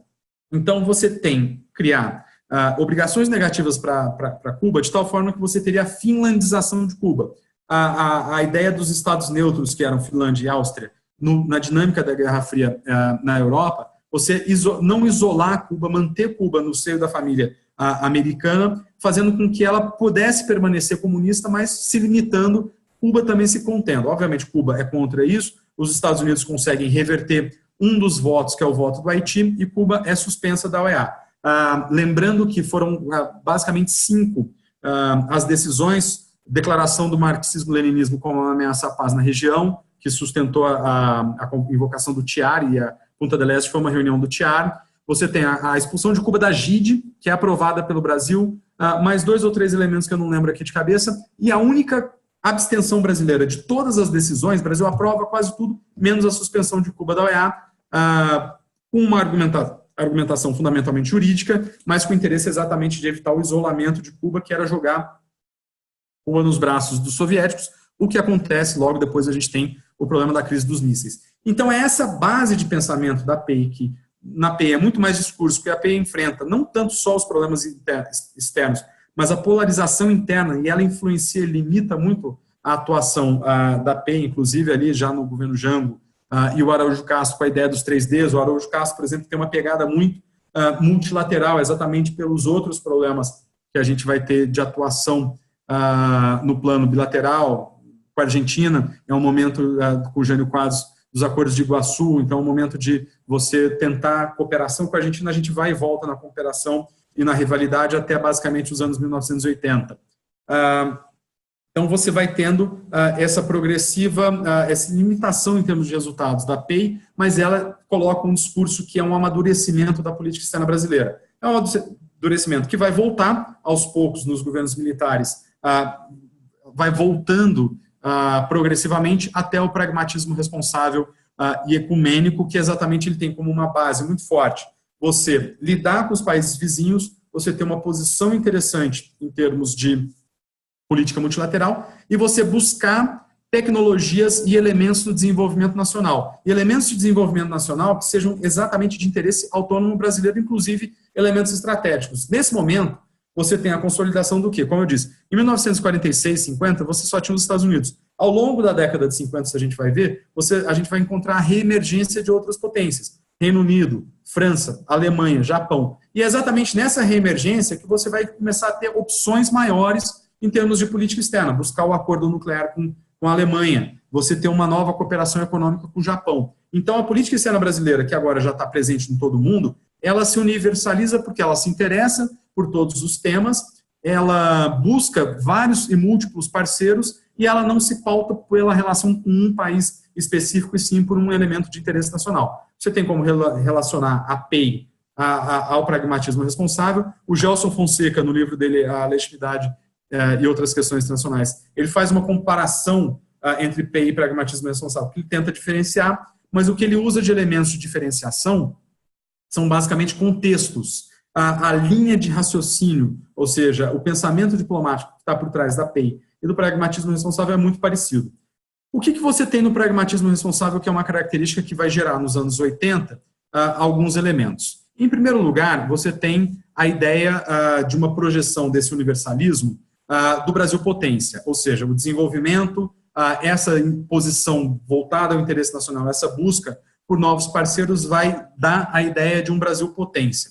Um Brasil potência que vai tentar negociar de forma muito autônoma, lidar com os problemas daquele momento, ou seja, você sai de uma relação só com Israel para ter uma relação com os países árabes, para lidar com o problema do choque do petróleo, você desenvolve uma estratégia de equacionamento dos problemas na América do Sul, fundamentalmente para você evitar o isolamento brasileiro, e muito da base da cooperação sul-americana, a gente vê, mais uma vez, o choque de rivalidades entre Brasil e Argentina. A Argentina, por causa do tema Itaipu, Corpus, a Argentina conseguindo mobilizar a comunidade internacional e muitos os países da região contra o Brasil, a partir do pragmatismo responsável, também se voltando aos países da região, buscando equacionar o tema de Itaipu, que foi um pouco antes, mas buscar equacionar o problema com a Argentina, e aí você tem a origem de uma nova relação com o Peru, o Tratado de Cooperação Amazônica e tal. Entre o Geisel e o Figueiredo, você vai ter exatamente essa volta para você ter melhores relações com os países sul-americanos, você vai tentar ter um novo padrão de relacionamento com os Estados Unidos, uma posição que a gente não poderia chamar de terceiro mundista, mas pelo menos uma posição norte-sul em termos de atuação multilateral, enfrentamento de problemas econômicos muito sérios e a busca de novos parceiros, inclusive por tecnologias. A política externa brasileira constantemente expandindo em temas, parceiros e presença mundial.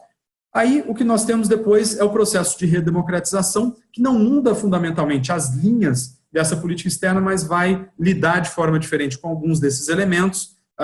O principal deles é realmente uma mudança no padrão de relacionamento com a Argentina, e aí você tem a mudança 200 anos antes, ou até mais, de relacionamento de uma forma, você tem o equacionamento da questão com a Argentina, que você muda de um processo de rivalidade, de aproximação e distanciamento na rivalidade para um assentamento efetivo em termos de projetos, que são realmente os acordos de Foz do Iguaçu e o projeto que vai redundar no Mercosul. Esse equacionamento com a Argentina também significa um novo padrão de relacionamento na América do Sul, uma tentativa na redemocratização de novas relações com os Estados Unidos, mas que não tem muito sucesso, vários problemas subsequentes, uma mudança de padrão interessante no plano multilateral, que o Gelson Fonseca vai falar dos anos 80, inclusive dos anos 90, que é a autonomia pela distância, ou seja, você manter a autonomia não participando, por exemplo, do TNP, para autonomia pela participação, você voltando aos instrumentos multilaterais. Aos poucos, o Brasil aderindo às convenções de direitos humanos, esses temas se ampliando, a construção de novos elementos, de todo o cabedal econômico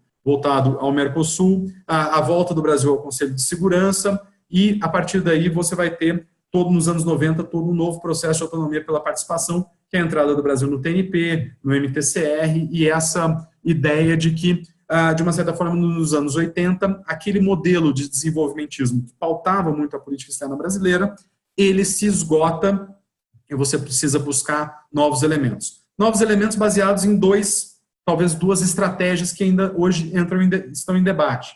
A estratégia do Brasil potência, que a gente vê no Geisel, ou seja, o Brasil, todos os azimutos, toda a presença é global, ou uma ideia que aí está muito relacionada à crise econômica do início dos anos 80, que é o Brasil sem excedentes de poder. Então, que ele tem que regular muito bem aonde ele vai empregar seus insumos de poder em termos de política externa, que você pode derivar, por exemplo, na interpretação do Laffer do Brasil como uma potência regional com interesses globais. essa ideia de você optar por uma política externa de potência regional com interesses globais, ou seja, a minha área de atuação estratégica ou direta, bilateral, é muito mais regional e eu estou no plano multilateral com interesses globais, ou um tipo de política externa que é mais ambiciosa, que pretende, vamos dizer assim, uma posição no mundo inteiro, uma política externa que vislumbraria um Brasil, por exemplo, como grande potência e no bom sentido, ou seja, de você ter presença marcante nas principais decisões internacionais. Essas duas opções elas vão permanecer em debate praticamente o que foge até o escopo de HPEB, que é na sequência disso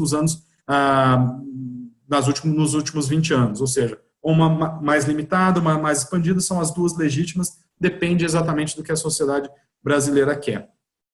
Eu corri bastante com todos esses elementos, mas esses são traços essenciais que a gente tem em termos de política externa. A gente vai passar sempre falando de herança portuguesa, em termos de disputas no Prata, acordos, a independência e o reconhecimento, a construção da política externa brasileira junto com o Estado Nacional, passando pelos problemas no Prata, passando pela guerra contra o Oribe Rosas, guerra do Paraguai, os princípios de negociação dos acordos que vão redundar, basicamente, fundamentalmente, no Rio Branco, fechando as negociações de fronteira, o Rio Branco ainda lidando com a Argentina e com isso, e com os países europeus, e com isso voltando para a aliança não escrita, ou pela triangulação em termos dos Estados Unidos, aí um novo padrão de relacionamento com os Estados Unidos, uma política externa que deixa de ser regional e aos poucos vai se internacionalizando, uma pegada multilateral via interamericana e via Liga das Nações, que depois vai se expandir com a Segunda Guerra, com o grande norte político, que é o desenvolvimento, e a partir daí você tem uma contínua expansão temática e geográfica da política externa brasileira, inicialmente muito voltada aos Estados Unidos, talvez por necessidade, não só por alinhamento, e ao interamericanismo, e depois deixando, não abandonando, mas deixando essa pegada interamericana norte-americana, aproveitando as possibilidades que se abriam a partir dos anos 50, para buscar uma política externa, digamos assim, de interesse nacional, de autonomia muito maior e com variações muito grandes de temas em termos de relacionamento com parceiros de tecnologia, ou seja, com grandes potências, as relações com os vizinhos, a posição no plano multilateral e todo o aspecto econômico. Esses temas, eles são fundamentalmente os temas com muitos detalhes. Vocês viram que tem questão que é missão ABINC. Se você sabe o que é missão ABINC, você responde imediatamente numa prova escrita o que é missão ABINC e depois você contextualiza dentro das relações Brasil-Estados Unidos na Segunda Guerra e no pós-Segunda Guerra. Se você não sabe, um bom contexto ali pode sempre dar elementos. Isso é muito importante. Em respostas, pensando esses temas tradicionais de HPEB, é sempre importante ter o contexto e ali o tema que eles estão perguntando. Escrever bastante, colocar todo esse conhecimento.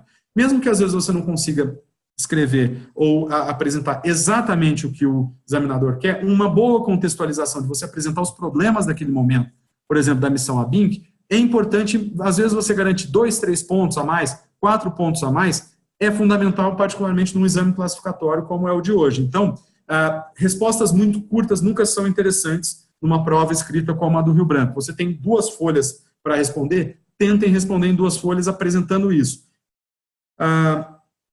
Com 2 estratégias. Se você sabe muito bem, faça um lead, tenta responder no primeiro parágrafo e depois você desenvolve. Se você não sabe, tenta colocar os maiores elementos que passam por esse conjunto, esse período histórico que você pode lidar. Há uma evolução de tudo isso que eu falei, os temas não mudam, mas as interpretações aos poucos estão mudando. E é isso que é um tema interessante que a gente pode ver nos últimos concursos, que é uma certa evolução interessante em termos de HPEB. Antes, a prova do Rio Branco de HPEB, ela era muito voltada às interpretações tradicionais.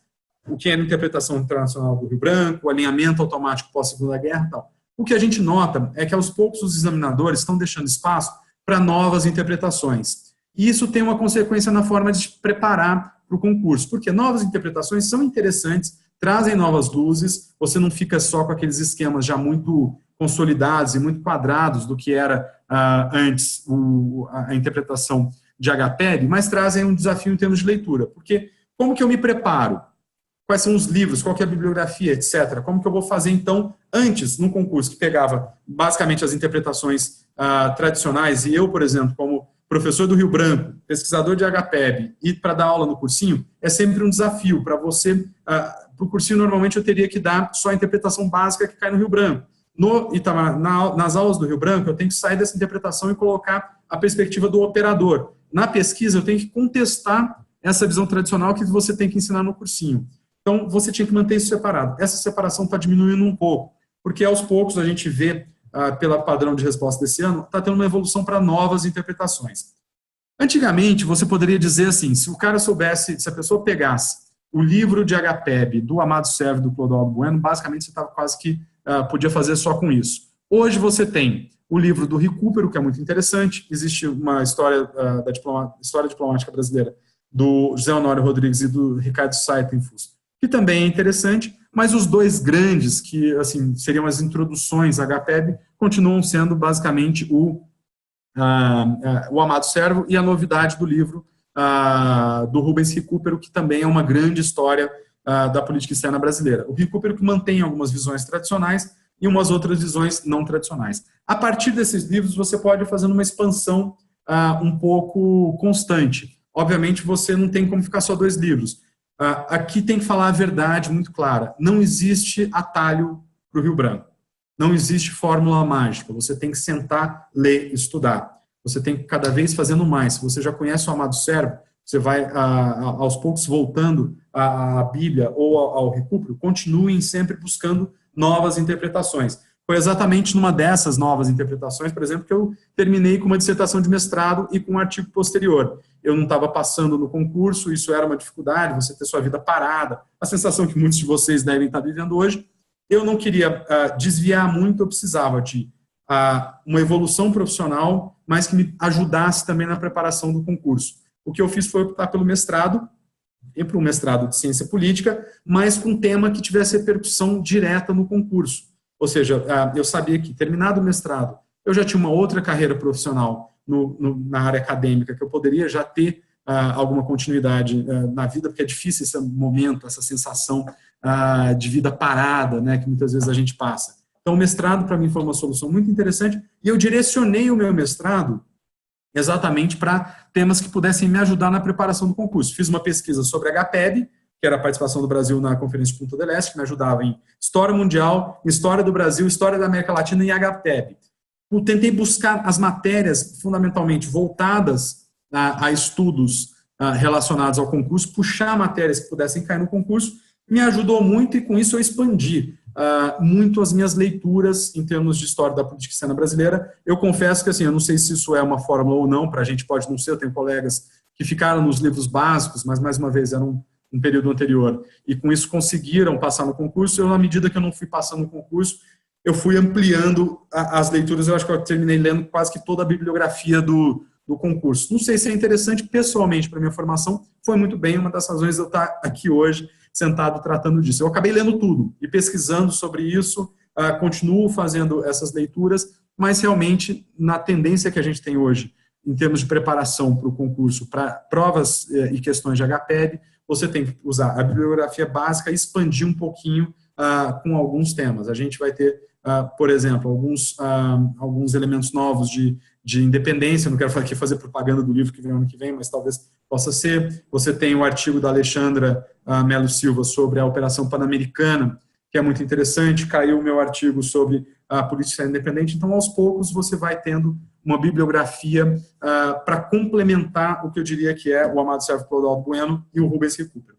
Peguem esses, conheçam muito bem esses 2 livros, e a partir daí vocês vão expandindo com alguns livros e alguns artigos. O livro do Villafañe, por exemplo, novo, a nova biografia do Barão, é excelente, traz muitas informações novas, e também é um livro gostoso de ler, é um livro interessante. Então, essa expansão, ela vai ser contínua. E ela tem que ser muito bem articulada, e aí que eu acho que está uma das chaves para a gente estudar HPEB muito bem, e até ajudar a entender o resto, que é articular com geografia, menos geografia, mas particularmente com história do Brasil, história mundial e economia internacional. Porque muitas das questões que você vai ter na evolução da PEB, você não tem como fugir dessas matérias.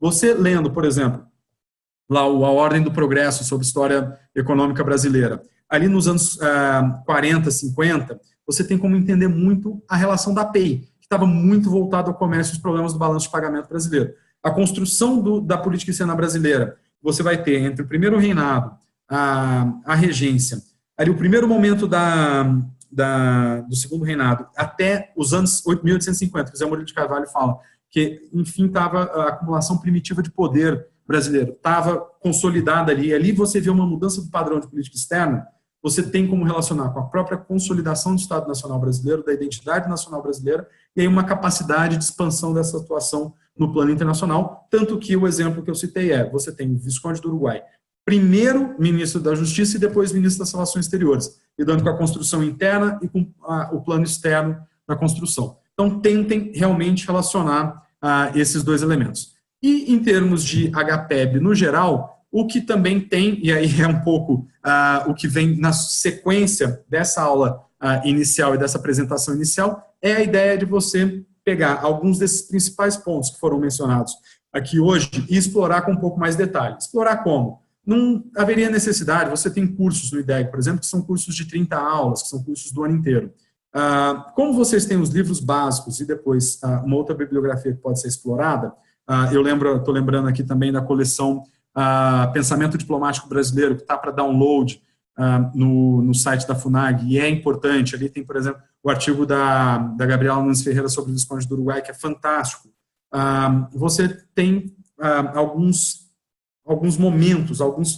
momentos chaves, algumas transições fundamentais que são interessantes em termos de preparação do estudo de história da política externa brasileira. E é exatamente isso que eu apresento para vocês aqui, e é o plano para o primeiro semestre do ano que vem. A ideia é a gente apresentar um curso de aprofundamento, não é um curso regular, é um curso de aprofundamento, que seriam 10 aulas de 2 horas da história da política externa brasileira.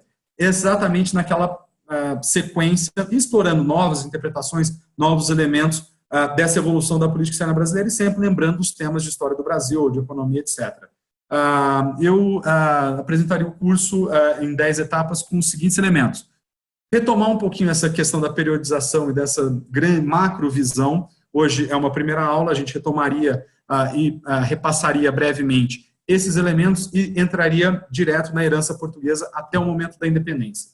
A partir, ou até, se bobear, se a aula permitir, entrando já um pouquinho na independência.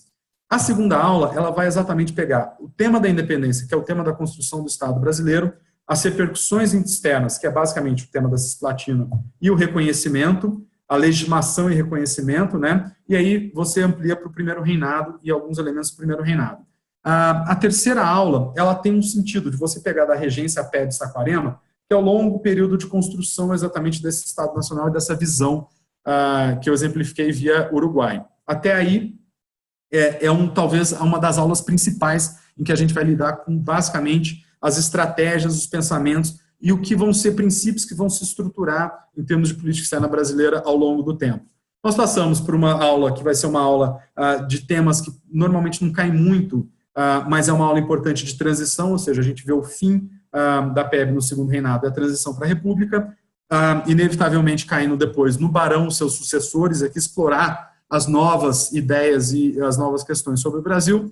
A PEB do Vargas, exatamente com a introdução do desenvolvimentismo e as novas opções no caminho da internacionalização. Anos 40 e anos 50, para explorar essa transição que a gente teria do Vargas a PEI, e ali você tem o segundo Vargas, o Dutra, o segundo Vargas, a Operação Pan-Americana, JK, e todo o tema interamericano. Aqui a gente poderia fazer uma volta um pouquinho, inclusive, uma segunda etapa da aula, seria como que a gente chega na OPA e a OPA levando a PEI. Você tem que olhar também para o interamericanismo, que a gente passaria brevemente pelo interamericanismo de 1889 até 1930, e aí trabalhar bastante os anos 30 e os anos 40, redundando no TIAR e na OEA. A partir daí, a gente inevitavelmente vai para a PEI e para a universalização da PEB, que a gente comentou, a tradução disso posteriormente no regime militar, e o tema da PEB na redemocratização com continuidades e rupturas, e essa ideia do Gelson Fonseca de autonomia pela distância, autonomia pela participação. Em cada um desses blocos, além da aula, teria previamente a indicação de algumas leituras e alguns capítulos dos 2 livros básicos, ou de artigos, ou de outros capítulos de livros que possam subsidiar e ajudar um pouco a preparação para a PEI. Ou seja, seria um projeto de 6 meses, com algumas leituras mínimas para cada um dos capítulos, também caminhando com o fato de que ao longo desse curso, um dos dois, ou os dois livros básicos, o Clodoaldo Bueno, o Amado Servo e o Recupero, vão ser lidos por vocês, explorando também como se preparar em termos de junção desse tema da HPEB com a história do Brasil e história mundial, fundamentalmente. Eu acho que com isso a gente tem como dar, a ideia do curso não é explorar todos os aspectos de HPEB, é dar os principais azimuths, para usar um termo de referência militar aqui, mas para dar os principais pontos, interpretações novas ou interpretações anteriores, leituras importantes e caminhos para o estudo. No fim, sempre tem esse elemento que é importante falar. Os cursos são importantes para orientar, para facilitar, para ajudar, para contribuir e apoiar, mas quem vai resolver o problema de passar na prova do Instituto Rio Branco, quer queira ou quer não, é cada aluno individualmente, com seu esforço individual. Nós apoiamos o aluno e servimos como contribuição para o aluno, mas é o aluno quem faz o seu próprio concurso, o seu próprio estudo. Mas eu espero que com esse curso a gente consiga ajudar um pouquinho e dar alguns elementos facilitadores desse processo. Não tem muito como fugir, como eu disse, não tem atalho, não tem caminho fácil, o caminho é sempre difícil, mas quem quer ser diplomata, quem quer passar no concurso, tem como passar. É dedicação, é você ter esforço, é você saber lidar com a ansiedade, muitas vezes é você saber, às vezes, até ter caminhos alternativos, como foi o que eu busquei no mestrado, no doutorado, ou até depois de um período de estudo sozinho, você buscar um trabalho, porque era o meu caso, por exemplo, eu não tinha como ficar só estudando, eu na faculdade consegui ficar só estudando, a partir do meio de um ano de formado, eu já não tinha mais como ficar, eu tinha que me sustentar, então eu precisava de arrumar caminhos. A bolsa do mestrado, por exemplo, me permitiu um tipo de trabalho que me ajudava na preparação do concurso. Eu tinha uma filosofia, só para terminar isso com talvez algum elemento para minha experiência pessoal enfrentando o concurso, que era o seguinte: eu quero ser diplomata, eu vou ser diplomata. Pode levar 30 anos, mas eu vou passar. Eu posso desenvolver a minha carreira, posso desenvolver uma outra carreira, fazer tudo que precisa, em dado momento eu vou passar. Eu vou passar, eu vou tirar férias, eu vou tomar posse, pegar a carteirinha, sentar por um mês no Rio Branco e volto depois para o meu trabalho, que já vai ter dado certo. Mas eu vou continuar prestando, porque para mim é algo importante passar no concurso.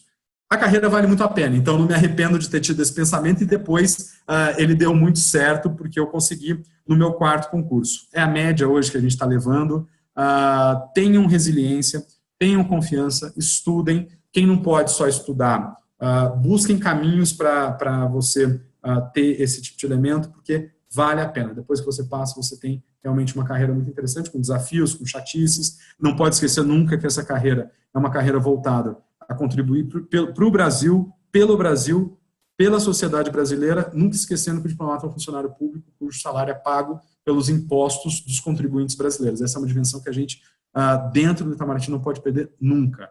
Nosso empregador, nós temos um chefe que é o poder executivo e um empregador que é o povo brasileiro. Isso é algo que eu preciso, todo dia, tento me lembrar para poder fazer um bom trabalho. Obviamente, isso tem variações, etc. O dia a dia é o nosso, nós temos a nossa vida privada, etc. Mas eu tenho satisfação com isso. Eu espero que, ao longo do ano que vem, eu tenha alguns de vocês no curso. De qualquer forma, espero que tenha sido uma orientação mínima interessante sobre como enfrentar o tema da história da política externa brasileira no Rio Branco. Eu paro agora. Eu sei que eu evitei algumas das perguntas ou das conversas, mas eu estou completamente à disposição de vocês. Tem bastante tempo aqui. Eu tenho o tempo que vocês estimarem importante para a gente conversar sobre aspectos de HPEB. Como eu disse, parando em 1990, no máximo ali 95, 97. Depois disso não é tema dessa aula. Eu acho que sim, via IDEG. Ele, assim que for lançado, a ideia vai ser fazer uma divulgação. De qualquer jeito, a divulgação deve ser em breve. A minha ideia é começar ali pelo dia 20 de janeiro, tendo a primeira aula, e a partir da primeira aula, uma aula a cada 15 dias.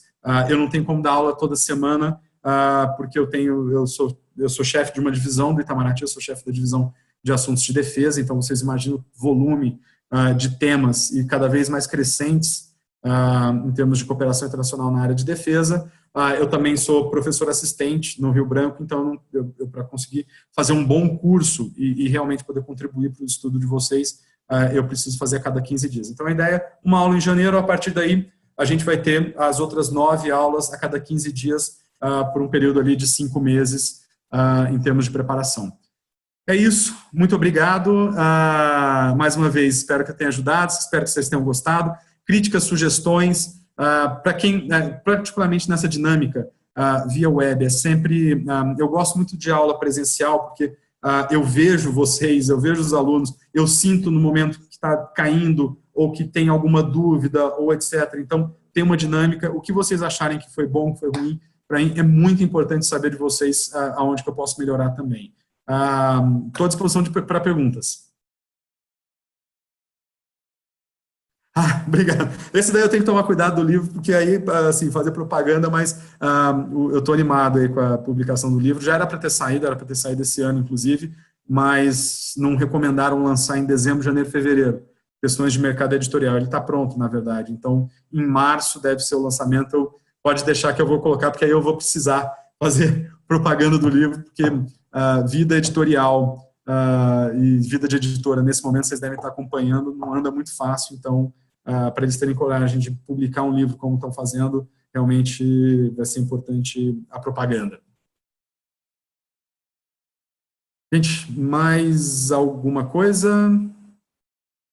Gente, fique à vontade, aqui vocês querem perguntar do concurso, da prova, eu só não vou entrar em política atual, externa ou interna, só isso, mas do resto, não tendo mais nenhuma pergunta, eu acho que a gente pode terminar aqui. Tá? Um segundinho para ver se tem mais alguma coisa.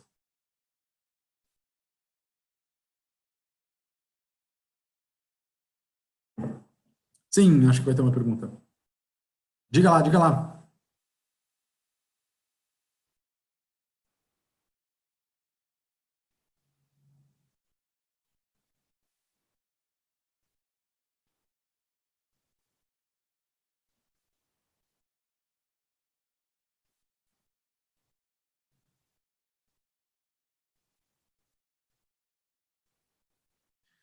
Fazer doutorado, pós-doc, vamos dizer assim, no MRE, eu poderia dizer, não é uma política clara, vamos dizer assim, não é uma política oficial, ostensiva, mas eu diria que pós-graduação é valorizada dentro do Ministério das Relações Exteriores.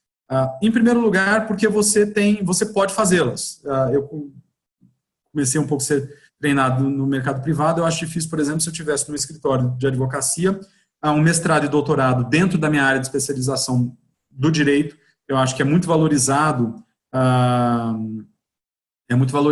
dentro do escritório, mas se você é um advogado que quer pesquisar a história do Brasil ou artes brasileiras, você vai ser demitido. Então, esse incentivo contínuo à reflexão, à pesquisa, é interessante, você pode variar um pouco mais do que só aquele elemento técnico, mas, obviamente, temas de política internacional, você está falando economia internacional, macroeconomia, isso realmente, assim, se não for valorizado, é vamos dizer assim, é uma segunda carreira, é um segundo caminho que você pode também ter de valorização profissional, de formação profissional e inclusive de satisfação profissional.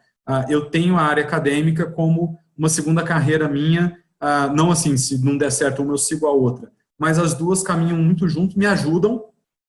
A parte acadêmica já me ajudou muito em termos de reflexão de política externa. Como o meu é política externa brasileira, às vezes quando você vai fazer discurso, você vai conceber coisas, vai trabalhar, ou até mesmo entender os antecedentes, ajuda muito no meu trabalho. Mas também, assim, os altos e baixos que você tem na carreira, é muito interessante, por exemplo, o que eu estou fazendo aqui hoje, estar com vocês nas aulas do IDEG, ou ter as minhas pesquisas, que você tem um segundo caminho de satisfação, de desenvolvimento profissional, que se às vezes você não está tendo do lado do dia a dia do seu trabalho diplomático, sem afetar as 40 horas semanais que você está sendo pago pelo contribuinte brasileiro, é muito interessante de fazer, e eu acho que é sempre um enriquecimento intelectual que nunca para. Eu diria, então, assim, pesquisas específicas como essas, na área de economia internacional, macroeconomia, por exemplo, podem ter um impacto direto. Eu tinha um colega que era professor assistente no Rio Branco em 2010, que todo o mestrado e doutorado dele era na área de contenciosos na UMC. Diretamente ele foi para a área de contenciosos na UMC e está fazendo uma carreira super interessante nessa área de especialização. Algumas áreas têm, sim, muito impacto direto e podem ajudar muito. Eu diria que é visto de forma muito positiva a continuidade da pós-graduação, não.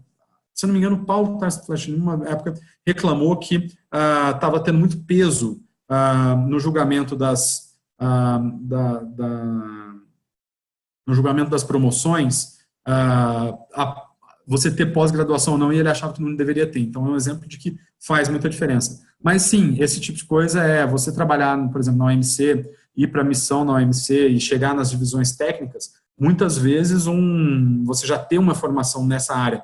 Como eu disse, esse colega, ele terminou o Rio Branco, ele tinha doutorado já em contenciosos, poxa, na hora buscaram ele, eu não sei se, porque você faz a lotação pós-Rio Branco de acordo com a classificação do Rio Branco, mas você, depois de 6 meses, 1 ano trabalhando, você pode ser puxado para uma outra área, e é o que aconteceu. Eu não sei se o dele já foi direto, que assim, eles já tiraram ele até da disputa, ele tinha que ir para essa área, ou se na hora que descobriram toda a pesquisa dele, puxaram ele para uma área, e hoje ele está efetivamente servindo na missão na OMC. E é legal isso porque, assim, essa experiência te ajuda muito na reflexão acadêmica. Estou vendo que você já tem o doutorado, você conseguir explorar essas suas áreas, você vê a realidade diplomática, que assim, o que a gente vê aqui em HPEB, que são as interpretações acadêmicas, e a realidade, vamos dizer assim, a fábrica. O Bismarck falava que salsicha e diplomacia, você nunca quer visitar a fábrica.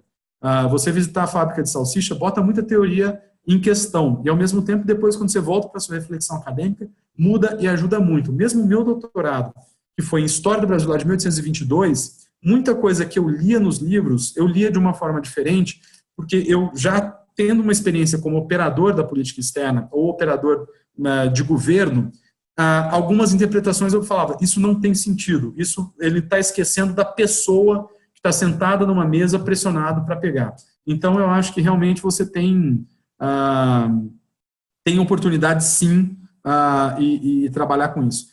A única coisa que eu falaria é o seguinte: se você já tem o doutorado, você pode seguir para um pós-doc, etc., para manter um desenvolvimento profissional enquanto você está prestando concurso. Isso pode ser vamos dizer assim, um encavalamento interessante. Mas pensar na pós-graduação dentro de uma estratégia de concurso. O que ela pode ter de impactos lá na frente, eu diria que deixa essa preocupação para depois passar, porque o foco agora é passar.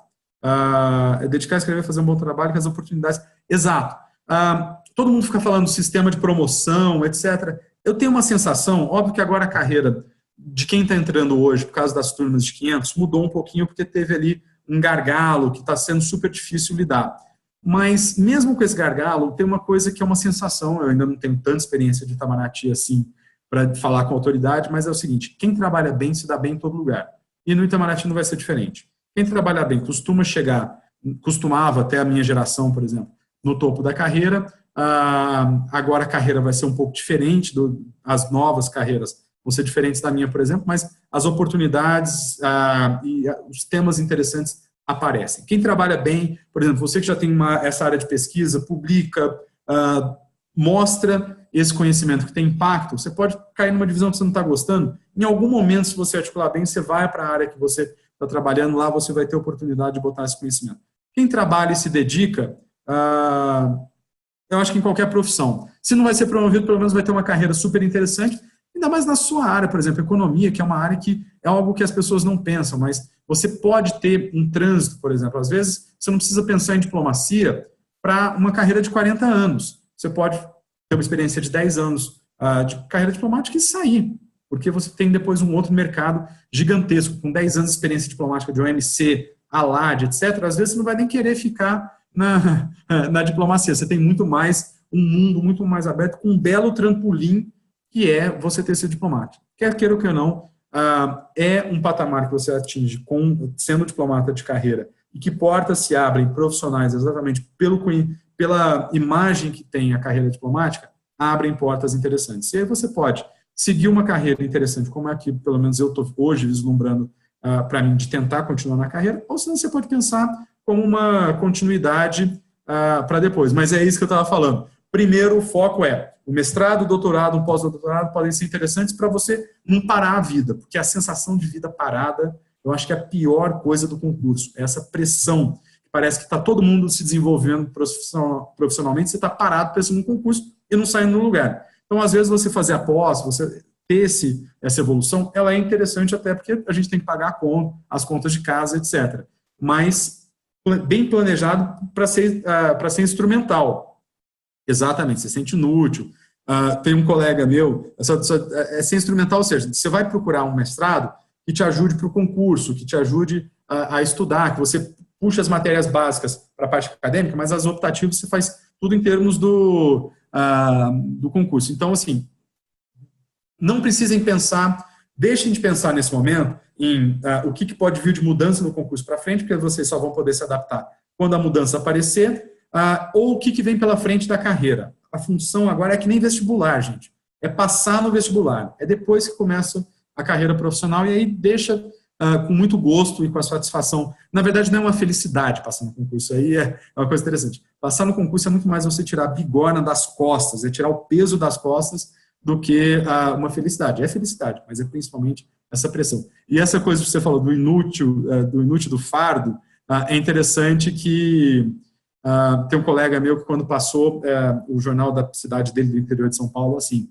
não sei quem, contista, ensaísta, poeta, eu olhei para ele, pô, mas rapaz, é tudo isso mesmo? Ele falou, até semana passada eu era vagabundo, não trabalhava direito, não conseguia fechar as contas, precisava do pai, agora eu virei tudo isso daí.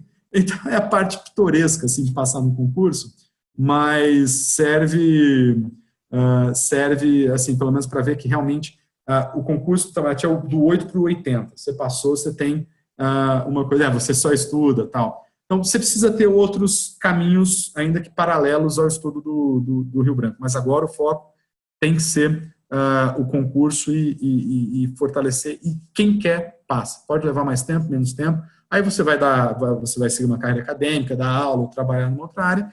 Depois de um ano e meio de muito estudo dedicado, você não precisa ter grandes volumes. Você tem que amadurecer aquele conhecimento com uma continuidade de leituras. Por isso que, depois de um tempo, você não precisa só se dedicar ao concurso. Quem pode, por exemplo, dedicação para o estudo, eu recomendaria. Quem não pode, vai precisar se adaptar, e a gente tem como adaptar, é possível para todo mundo. Mas depois de um ano, eu acho que você não pode ficar só estudando para o concurso, não, porque isso começa a te afogar. Aí você vai fazendo esses ajustes aí para tentar botar a vida um pouquinho em movimento e não ficar só angustiado. Mas depois dá para você gerir, lidar com a ansiedade, cuidado com os grupos, esses grandes grupos que a gente vê, que fica muita especulação, muito agito, muita gente falando, tal, não sei o que, não sei o que. Às vezes esses grupos criam mais ansiedade do que outra coisa. Eu, por exemplo, tinha muito pouco contato com... eu tinha os meus amigos que prestavam, mas muito pouco contato com aqueles grandes grupos que ficavam especulando, tentando planejar, tal, não sei o que, isso me deixava um pouco tenso. Eu ficava lá no meu canto estudando e para mim deu certo. Cada um tem um jeito, às vezes tem gente que precisa desse incentivo, mas eu fico por aqui. Gente, obrigado, boa noite, bom feriado, tudo de bom para vocês e eu volto para quem quiser, a partir de janeiro nós estamos de volta. Vou desligar aqui, 30 segundos, 10 segundos para alguma última pergunta.